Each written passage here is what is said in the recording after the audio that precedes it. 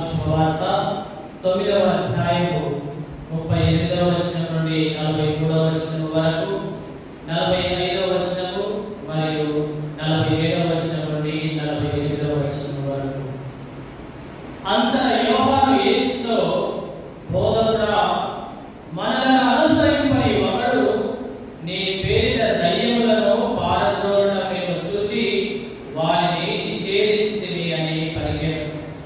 అందుకు యేసు, మీరు అతనిని నిషేధింపవలదు, ఏదైనా నా పేరిట అద్భుతములు చేయువాడు వెంటనే నన్ను గూర్చి దుష్ప్రచారము చేయజాలడు. మనకు విరోధి కాని వాడు మన పక్షమున ఉండువాడు. మేము క్రీస్తు సంబంధులుగా గుర్తించి, ఎవడు మీకు నా పేరిట చెంబెడు నీళ్లు ఇచ్చినో వాడు తగిన ప్రతిఫలమును తప్పక పొందును అని మీతో నిశ్చయముగా చెప్పుచున్నాను అనెను. నన్ను విశ్వసించు ఈ చిన్నవారిలో ఏ ఒక్కడైనను పాపి అవుటకు కారణుడు అవుట కంటే అట్టివాడు తన మెడకు పెద్ద తిరుగడి రాయి కట్టబడి సముద్రంలో పడదోయిన వారికి మేలు. నీ చేయి నీకు పాప కారణమైనచో దానిని నరికి పారవేయు. నీ కాలు నీకు పాప కారణమైనచో దానిని నరికి పారవేయు. నీ కన్ను నీకు పాప కారణమైనచో దానిని పెరికి పారవేయు. రెండు కన్నులతో నీవు నరకాగ్నిలోనికి పోవుట కంటే ఒక కంటితో దేవుని రాజ్యమున ప్రవేశించుట మేలు. నరలోకమున పురుగు చావదు, అగ్ని చల్లారదు. ఇది క్రీస్తు సువిశేషము.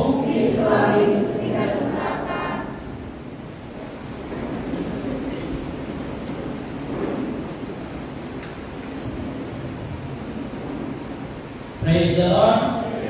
Praise the Lord. Hallelujah. Hallelujah. Hallelujah.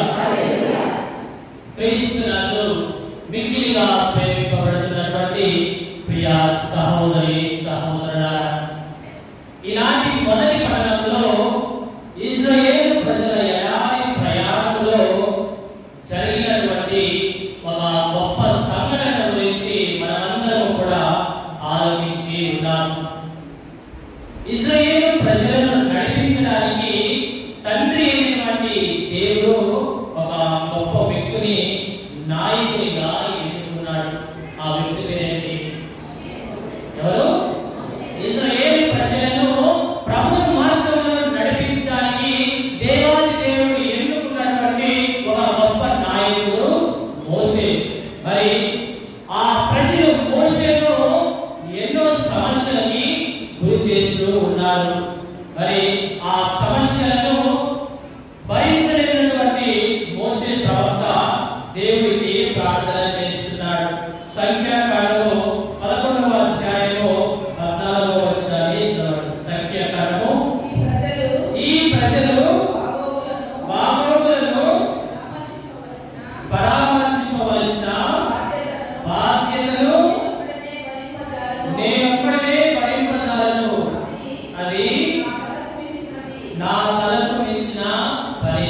ఇదిగో ఈ ప్రజలను భరించడము ఇక నాకు సాధ్యమైన పని కాదు అని మోషే ప్రభువుకి ప్రార్థన చేస్తున్నాడు. అందుకే నాటి మొదటి పట్టణంలో మరి మోషే ప్రవక్త ప్రజలతో పాటు ప్రతినిధులుగా ఉండటానికి, మరి అదే విధంగా మోషేతో పాటు బాధ్యతలను పంచుకోవడానికి ఇశ్రాయేలు ప్రజలలో 70 మంది పెద్దలను ఎన్నుకుంటూ ఉన్నారు. ఎంతమంది? 70 మంది. ఒకరు కాదు, ఇద్దరు కాదు. ఇశ్రాయేలు ప్రజలను నడిపించడానికి దేవాది దేవుడు 70 మంది పెద్దలను ఎన్నుకొని వారందరినీ కూడా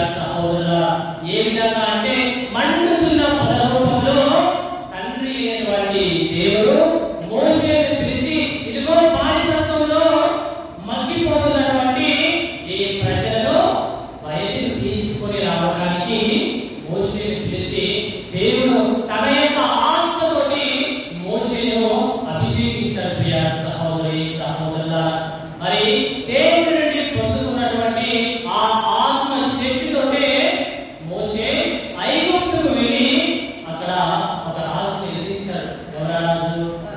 ఫరో రాజును ఎదిరించి ఆయన ఎదుట అనేకమైనటువంటి అద్భుత క్రియలను, అనేకమైనటువంటి గొప్ప కార్యాలను చేసి ఇశ్రాయేలు ప్రజలను బానిసత్వం నుండి బయటకు తీసుకుని వచ్చారు. ప్రియ సహోదరి సహోదరులారా, మరి ఆ 70 మంది పెద్దవాళ్ళు ఆత్మను పొందుకున్న తర్వాత ఏం చేశారు?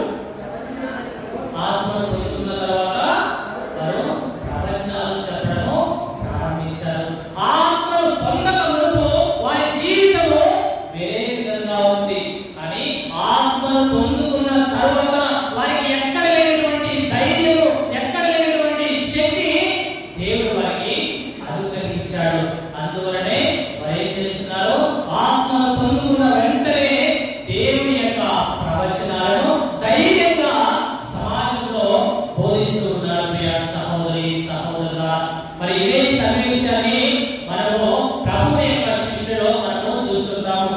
ప్రభువు శిలువ వేసినప్పుడు, ప్రభువుని శిలువ వేసి ప్రభు మరణించిన తర్వాత శిష్యులు ఏం చేశారు?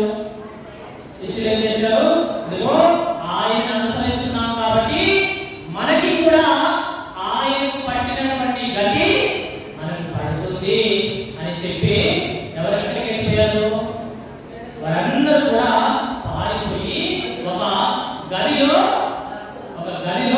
దాక్కుని ఉన్నారు. చూద్దాం అపోస్తలుల కార్యంలో 2వ అధ్యాయము 4వ వచనం చూద్దాం. అపోస్తలుల కార్యంలో 2వ అధ్యాయము 4వ వచనం.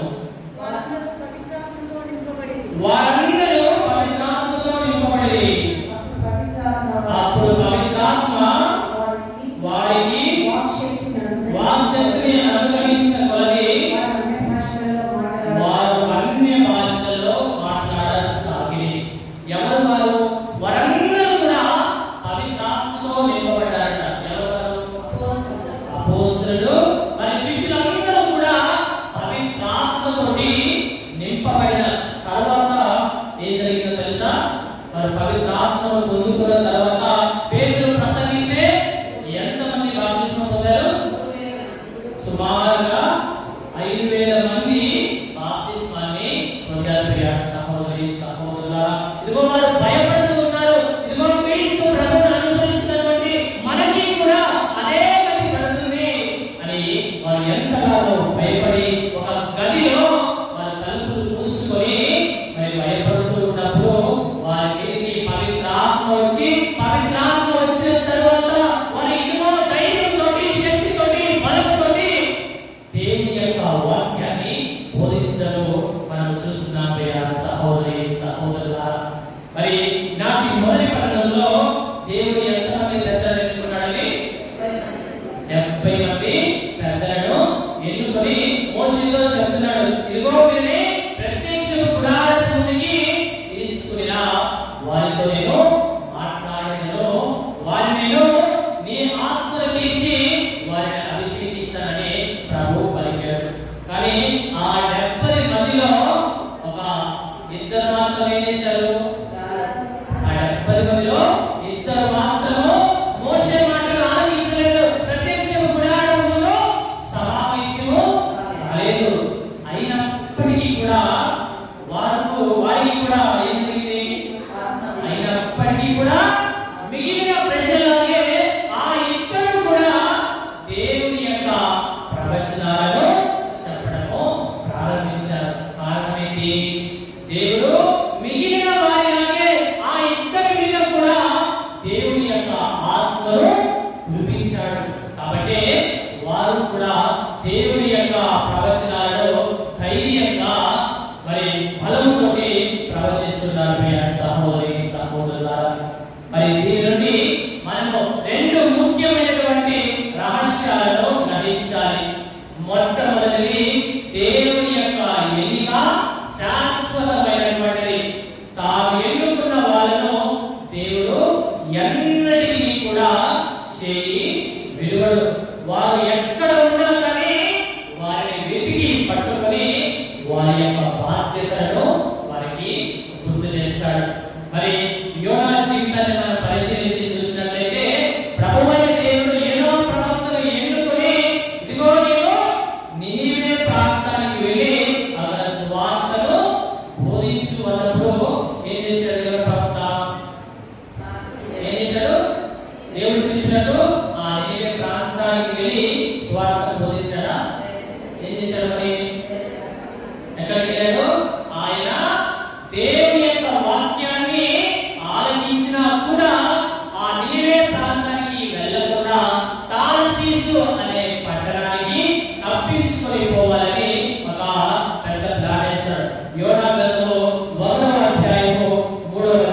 చదవండి. యోనా గ్రంథము 1వ అధ్యాయము 3వ వచనము. యోనా గ్రంథము 1వ అధ్యాయము 3వ వచనము.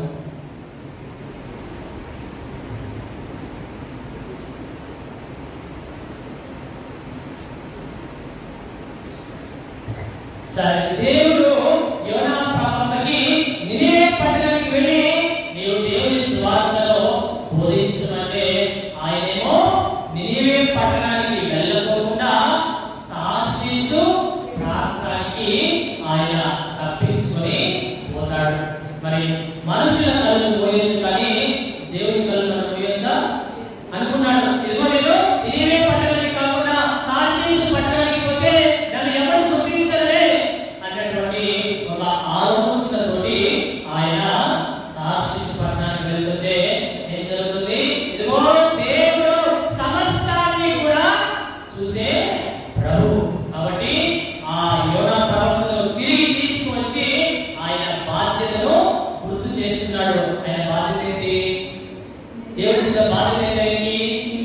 నినివే పట్టణానికి వెళ్ళి ఇదిగో దేవుని యొక్క సువార్తను బోధించు అన్న తన బాధ్యతను ప్రభు యోనా ప్రవక్తకు గుర్తు చేస్తున్నాడు. ప్రియ సహోదరి సహోదరులారా, మరి రెండవదిగా దేవుడి ఆత్మ ఎన్నికైనటువంటి వాళ్ళను తన యొక్క శక్తితోటి తన యొక్క అధికారంతోటి ఆ ప్రభువు అభిషేకిస్తూ ఉంటాడు.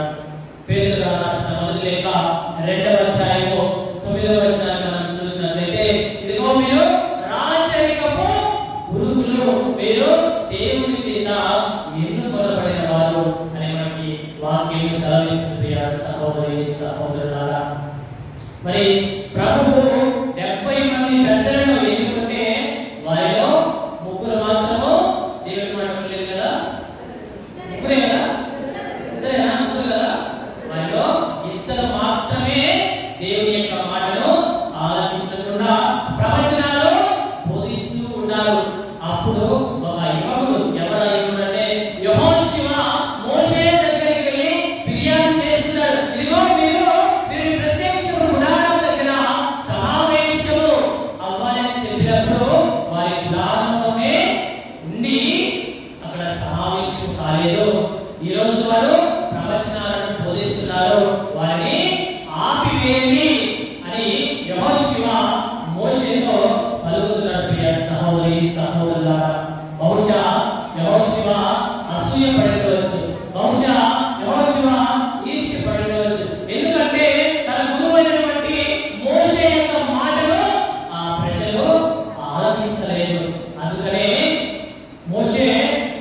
యెహోషువ మోషేతో అంటున్నాడు, ఇదిగో వారిని ప్రవచనాలు చెప్పడము ఆపమని చెప్పండి అని యెహోషువ మోషేతో పలుకుతున్నాడు. ప్రియ సహోదరి సహోదరులారా, మరి మోషే దేవుని యొక్క ప్రణాళికలను బాగా అర్థం చేసుకున్నాడు. కాబట్టి ఆయన ఏం సమాధానం ఇచ్చాడంటే సంఖ్యాకాండము 11వ అధ్యాయము 29వ వచనం చదువుదాం.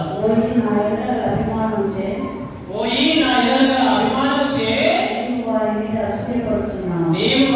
అసూయపడుచున్నావు.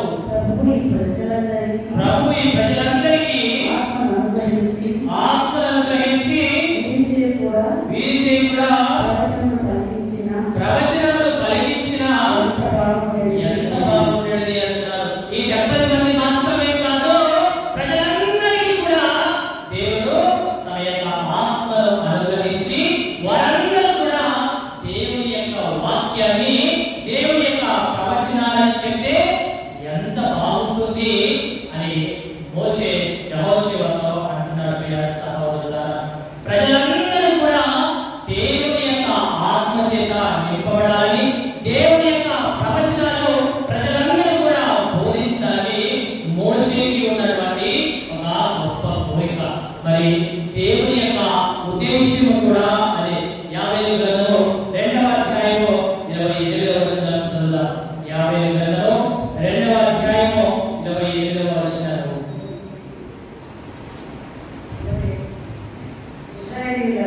ఇశ్రాయేలీయులారా, అప్పుడు నేను మీ మధ్య ఉన్నానని, ప్రభువైన నేను మీ దేవుడనని, నేను తప్ప మరొక దైవం లేడని గుర్తించుడు.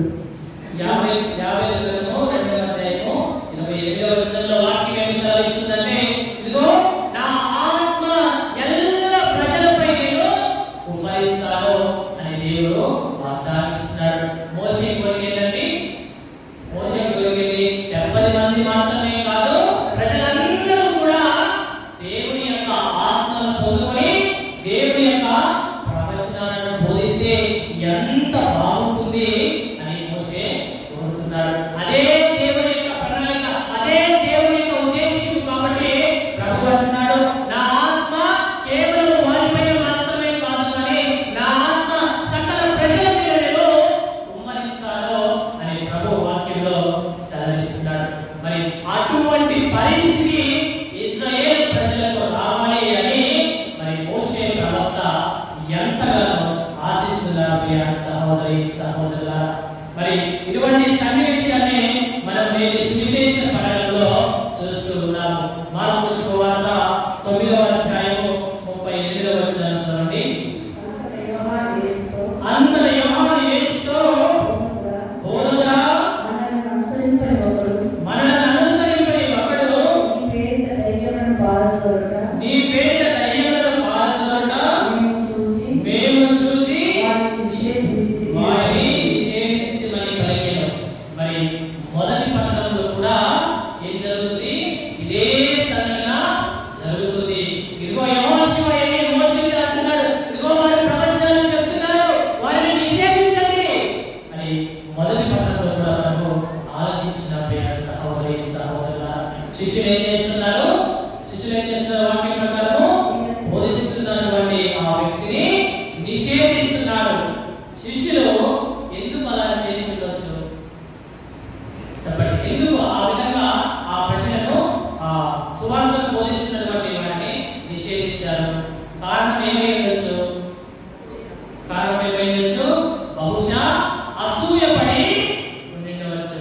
ఎందుకంటే యేసు ప్రభుతోటి 3.5 సంవత్సరంలో వారు తిరిగి ప్రభువు చేసినటువంటి ప్రతి ఒక్క కార్యాన్ని వారు చూసి, ప్రభువు చేసినటువంటి అద్భుతాలను వారి కనులారా కాంచి కూడా వారు అటువంటి అద్భుతములను చేయలేకపోతున్నారు.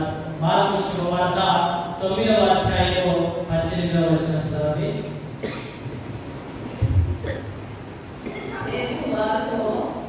మార్కు సువార్త భూతము వీరిని ఆవేశించినప్పుడల్లా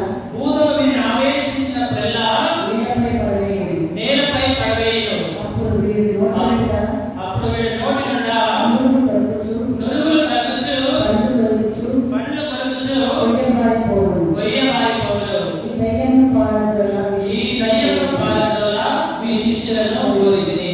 అది వారికి సాధ్యపడలేదు. ఏం జరిగింది ఇక్కడ? శిష్యులకి దయ్యాన్ని పారదోలడము సాధ్యపడలేదు. కానీ ప్రభు యొక్క సువార్తను బోధిస్తున్నటువంటి ఆ వ్యక్తి ఏం చేస్తున్నారు? ప్రభు పేరిట 32వ వచనంలో ప్రభు పేరిట దయ్యములను పారదోలుతున్నాడు. శిష్యులకి అసూయ కలిగింది. ఇదిగో మేము చేయలేనటువంటి పని వారు ఏ విధంగా చేస్తున్నారో అని అసూయపడ్డారు. ప్రియ సహోదరులారా, మన జీవితంలో కూడా ఇదే జరుగుతుంది. ఇదిగో మనకంటే ఒక వ్యక్తి ముందుగా ఉన్నాడంటే, మనకంటే ఒక వ్యక్తి ఉన్నత స్థానంలో ఉన్నాడంటే, మనకంటే ఒక వ్యక్తి బాగా చదువుతున్నాడంటే, మనకంటే ఒక వ్యక్తి ఆర్థికంగా ముందుగా ఉన్నాడంటే మనకేం జరుగుతుంది? అసూయ అనేది పుడుతుంది. ప్రియ సహోదరి సహోదరులారా, ఈ సందర్భంలో ప్రభువు యోహానుతో చెప్పిన మాటలు శిష్యులకి కాదు, కానీ మనందరికీ కూడా గొప్ప జ్ఞానోదయాన్ని కలిగించే మాటలు. ప్రభువు ఏమంటున్నాడు అంటే, మనకు విరోధి కాని వాడు మన పక్షాన ఉండలే. ఇదిగో మన పక్కన మాట్లాడేవాడు మనకెప్పుడు కూడా శత్రువు కాదు. వాడు మన పట్ల ఉన్నవాడు కాబట్టి, వాడు మన స్నేహితుడు కాబట్టి మన పక్షాన ఉంటాడు అని ప్రభువు చెప్తున్నాడు. ప్రియ సహోదరి సహోదరులు,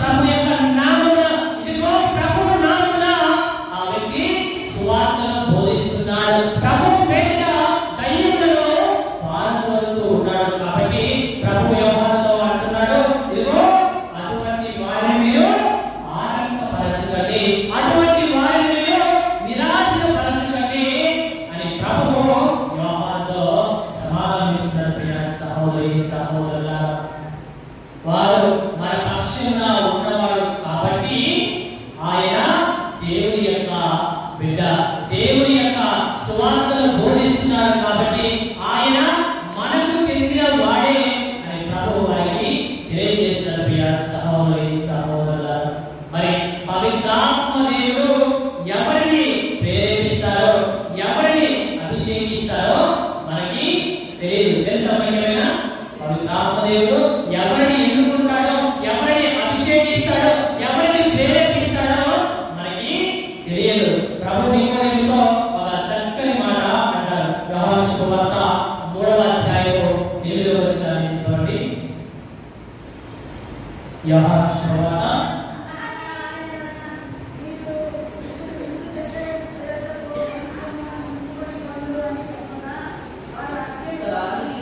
యోహాను సువార్త 3వ అధ్యాయము 8వ వచనం.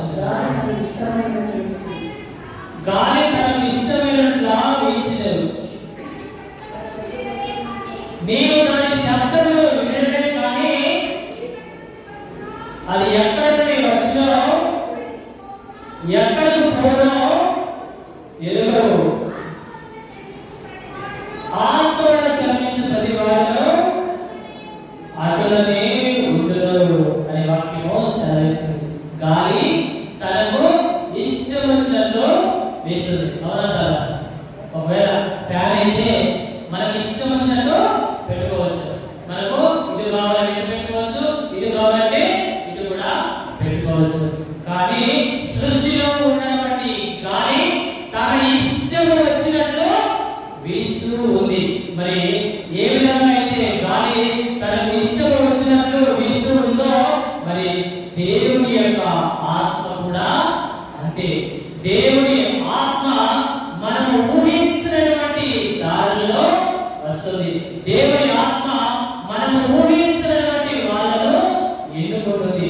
దేవుని యొక్క ఆత్మ మనము ఊహించినటువంటి వ్యక్తులను అభిషేకిస్తుంది. మరి ఎవరనుకున్నారంటే క్రీస్తు ప్రభు కుడివైపున సిలువ వేయబడినటువంటి దొంగ పరలోక రాజ్యానికి వెళ్తారని ఎవరైనా ఊహించారా?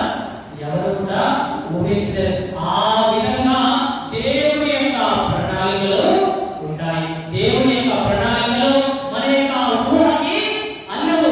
అందుకే ప్రభు వాక్యంలో సెలవిస్తున్నారు, మానవుని ఆలోచనలకు దేవుని ఆలోచనలకు ఆకాశానికి భూమికి ఎంత వ్యత్యాసం ఉందో అంత వ్యత్యాసము మరి మన ఆలోచనలకు దేవుని యొక్క ఆలోచనలకు అంత వ్యత్యాసం ఉందని ప్రభు వాక్యంలో సెలవిస్తున్నారు. సహోదరి సహోదరులారా, మరి క్రీస్తుతో జీవించిన వాళ్ళందరూ కూడా ఆయన శిష్యులేనా? క్రీస్తు ప్రభువుతో జీవించిన వాళ్ళందరూ కూడా ఆయన శిష్యులేనా? ఆయనతో ఉన్న వాళ్ళందరూ కూడా ప్రభు శిష్యులేనా? చెప్పండి. ప్రభుతో ఉన్నటువంటి వాళ్ళందరూ కూడా ఆయన శిష్యులు కాదు, ఆయన పక్షాన ఉన్నట్లు కాదు. ఎందుకు అంటే యూదా ఇస్కరియోతు ఏం చేశాడు? శిష్యులలో ఒక వ్యక్తి. మరి క్రీస్తుతోనే ఉండి చివరిగా ఏమయ్యాడు? క్రీస్తు పక్షాన ఉంటూ కూడా చివరిగా దేవుడికి క్రీస్తు ప్రభునే శత్రువుల చేతికి అప్పగించాడు. ప్రియ సహోదరి సహోదరులారా, మరి అదే విధంగా మన జీవితాల్లో మనం అనుకుంటాం, అతను మావాడు ఇతను మావాడు అని అనుకుంటూ ఉంటాం. కానీ ఏదో ఒక రోజు అంత క్రీస్తు ప్రభుకే శత్రువుగా యూదా ఇస్కరియోతు మారాడు. మరి మన జీవితాల్లో కూడా మనం అనుకుంటూ ఉంటాం, వారందరూ కూడా మన ప్రజలే, వీరందరూ కూడా మనకు చెందిన వారే, వీరు మనకు చెందిన వారు అని చాలా సార్లు అనుకుంటూ ఉంటాం. ప్రియులారా, గమనించండి, ప్రభుకే శత్రువుగా యూదా ఇస్కరియోతు మారాడు. మరి మన జీవితాల్లో కూడా మనం అనుకుంటాం వీరు మన వారే, కానీ ఏదో ఒక రోజు వారి